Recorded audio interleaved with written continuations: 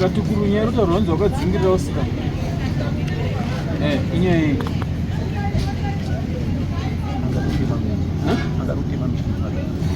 angarudi taurisa semwana wadauzwa muyadhimako saka ukobona kuti kudzingirira ndoshasha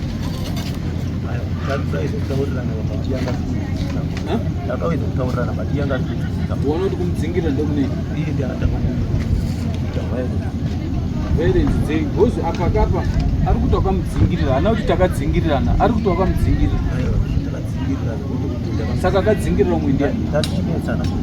aiwa ndati akadzingirira umwe ndiani ndo wakamudzingirira saka ndione mhosva sabhuku nyaya yakaitika munharaunda menyu akaiudzwawo here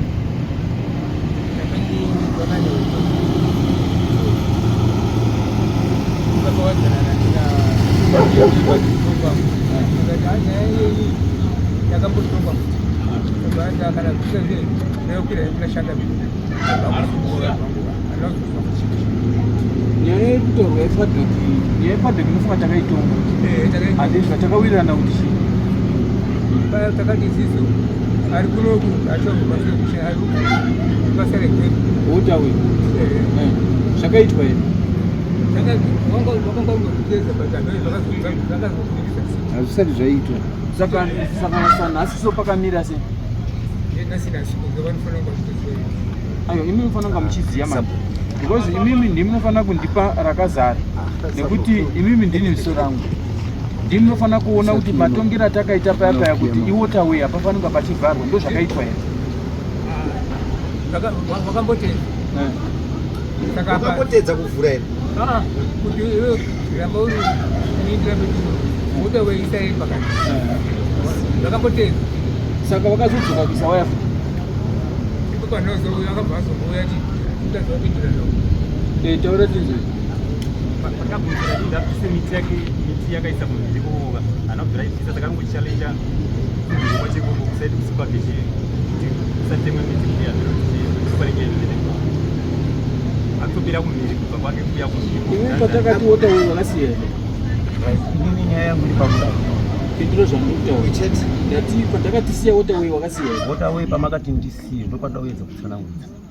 pindura right inini ndakazoenda pasabhuku ndikati sabhuku inini ndaona waya yangu yakachekwa pemapisi kudai yese handiri saka sabhuku akati zvinoda kuyananisa vangonyarara kadaro saka ini panangosiya uchi waya yakangodaro saka waya iyoyo iri kundirwadza kuti munhu unoya uchicheka waya pachinzvimbo chokuti tichaurirane hausi kupindura nyaya yangu ndati kutonga panapa patakaita panapa tichitenda kubvisa waya wakabvisa here waya ndandisati ndabvisa nemhaka ndandiri kubasa saka ndakazoona waya yachekwa wakazoiona sei nekuona simba rikudzingirira munhu iwe uri kubasa wakazoona nguva yekudzingirira waya ina kuchekwa nhasi waya yakachekwa 2023 pindura kwazvo ndati takakutonga rini panapa nyaya yekuti ndonobvisa waya 2023 pane makore mangani 2023 wacho ndokwaya yakachekwa ndati pane makore mangani kusvika nhasi pane 2 years saka unotaura kuti kushaya nguva yekundobvisa waya pa 2 years ndobvisa mapisi aenda kwaye 7 naichangamira ndikubvunza iwe unondodzora mapo ako handiti wakaisa mapo anga aripo kare handisini ndakaisa mapo zvakagara ari iwe kai unoziva zvaunoita soka zvinotsamwisa so imbo munyararai mai asati akupai nguva yekutaura zvaunotaura iwe zvinotsamwisa handiti ka takataura nyaya yekuti siya wotaway yakagara iripo handiti iwe wotaura zvokuti hanzi waya yakagurwa waya yakadai patakatenda unobvisa waya yacho iripo wakabvisa here waya ndo zvandotaura kuti handina kukwanisa kuibvisa nekuti pandandoda kuti ndiibvise ini saka ndiri mambara handisi mambara ndokuda kokuti noti patakakutenda undobvisa wakabvisa here ndopandikuti handina kukwanisa kubvisa waya unoziva kuti togona kudzinga paukagara ipapo tichangamira handisi kuramba ndati togona kudzinga paukagara ipa unoziva because hatisinzwananaka tinongokudzinga udzoka kwawakabva hatingagare nemunhu watisinganzwisani naye haungashungurudza haungatishungurudzipa iwewe nenyaya yekuti chichi tinokudzinga udzoka kwawakadini umwe neumwe ane kwaakabva handiti kuwirirana umwe neumwe ane kwaakabva tinokudzinga tokunyorera mapepa toti ibva ipapo handiti kuona noti hatisi kuwirirana pa haungati iwe mutemo wenyika unoti siyai mawotaway iwe uri kupikisa hausi mutemo wangu beni uri kuona nguva yekudzingirira uyu asi hausi kuona nguva yekundobvisa waya yako. Takatunga nyaya yako 2023 izvi 2025 enda undobvisa waya yako hausi kuda asi ukaona nguva yekudzingirira uyu unozviitirei simba recho rumboriwanepi rekudzingira ende uri kumbotembei uri bhinya uri kumbotembei chimbonitaura uri kumbotembei tione pane simba rako. Unoziva ka ini kana ndakagarisana nemika handifanira kunga ndichisangana newe katukuru tichisamwidzana handiti ka zvinhu zvinongoitika mukugara izvi iwewe neni ngatiwirirane tigarisane mune zvakadini mune zvakanaka. Nyaya yekuti titanhurane unga wana mutawa haisi right. Iwe uchikadi unoti zvitaurwa nasabhuku uri kupikisa zvandiri kutaura uri kupikisa saka unozviita mambo kaizvi. Ini ndochikudzinga udzokawo kwaunotonga undotongawo kupi umwe neumwe ane kwaanotonga. Hapana mutupo usina mambo munyika muno. Wanana gwai, wanana shumba, wanana shiri, wanana mhofu, umwe neumwe ane kwake kwaanotonga. Iwe kana uine mutupo wako unoziva kuti mambo wedu uri kwamutoko, simuka udzoke kwamutoko mundotonga. Kuno kunotongwa nana mhete. Ende handifi ndakakuteerera ba. Chasara izvi zvidare rako nderechipiri kwana ndakuza panapa pachitatu ndiri kudzinga. Tinonzwisana?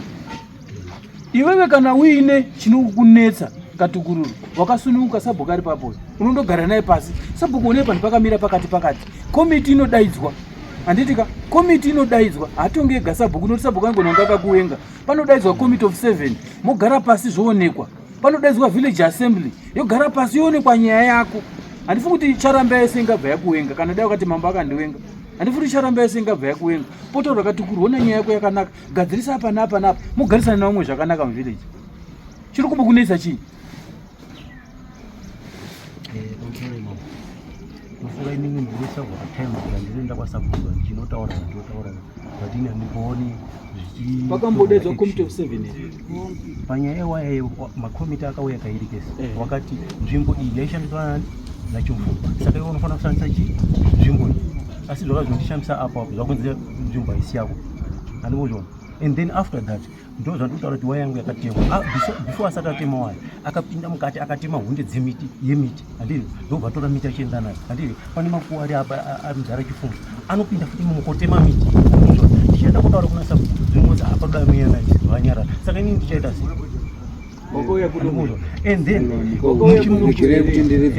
muchimukota imomo handiri tichidzika nechimukoto iyo mune zvimatsime zvirimo handiri mwana wangu chaicho wanorambidzwa kuchera mvura imomo zvimukoto imomo tichienda kutaura kwa sabhuku zvikati apa ndoda muyananisi saka ndodii